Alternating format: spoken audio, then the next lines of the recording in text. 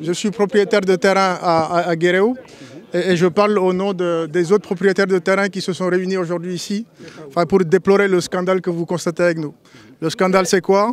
C'est qu'on a découvert très récemment, c'est-à-dire il y a juste quelques jours, qu'il y a eu un décret signé par le président de la République en date du 6 février 2018 qui déclasse un site de 16 hectares, dont 12 hectares sur le domaine maritime et 3 hectares sur le domaine fluvial, pour l'attribuer à un privé. Le privé, c'est qui? C'est le groupe de Cameroun. Donc nous, on est scandalisés parce qu'on ne comprend pas pourquoi on va déclasser un site qui appartient à des privés, en majorité des Sénégalais, pour l'attribuer à un autre privé, et sous l'enveloppe ou le prétexte de l'utilité publique. Ça, on ne comprend pas. Voilà. Donc, on est scandalisés, on est là avec les populations de Guéréo, il y a les paysans, il y a les pêcheurs, il y a les dames qui travaillent dans l'ostréiculture, il y a les restaurateurs, et on est des républicains. Donc, on va faire notre action telle que le droit nous le permet. On mobilisera notre collectif d'avocats, mais on pense sincèrement que le président a été floué et qu'il a signé ce décret-là sans être au courant de ce qui se passe sur le site. Donc, on en est convaincus. Maintenant, on fera toutes les actions nécessaires pour que le droit soit dit, parce que ce décret ne correspond pas à la réalité du terrain et c'est un pur scandale. Et vous voyez là, juste à notre gauche, vous avez la lagune, qui est un repère de reproduction des oiseaux, des poissons, et qu'on va attribuer à un domaine privé. Vous vous rendez compte, 16 hectares pour un hôtel, c'est quel type d'hôtel? Un hectare, c'est 10 000 mètres carrés, pour ceux qui ont du mal à mesurer. On n'y croit pas.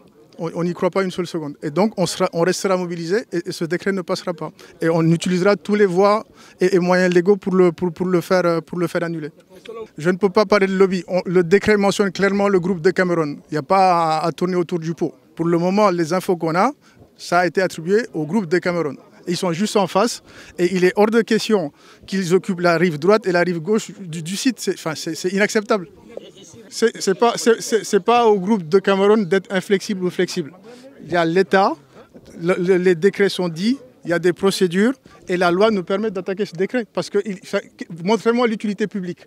Si on devait construire un port, si on devrait construire une route, d'accord, mais on déclasse pour immatriculer au nom de l'État et finalement on immatricule au nom d'un privé. Elle est où l'utilité publique? Que tout le monde nous entende qu'il y a un décret d'affectation de 45 hectares au niveau de Guéréo qu'on donne à des privés et le paysan n'est pas informé et la mairie n'est pas informée. Personne n'est informé de ce décret.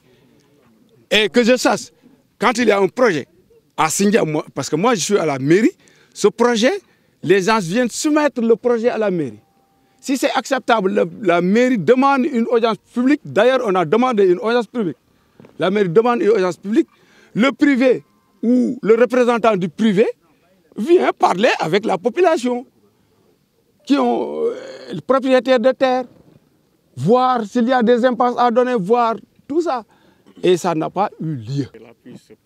Voilà, je dis que c'est ça notre inquiétude. Parce que moi qui vous parle, je suis adjoint au maire à la commune de Sindia et j'étais conseiller depuis 2002. On a fait des investigations et ils ont dit qu'ils ont commencé à laver en 2013, juste avant les élections locales. On a fouillé tous les documents qui sont à la mairie. On n'a pas vu d'acte administratif affecté à une personne, à quiconque. Comment on a pu entrer une demande de bail dans une zone où il n'y a pas un acte administratif qui a été affecté à une personne? C'est pas possible ça, hein, que je sache.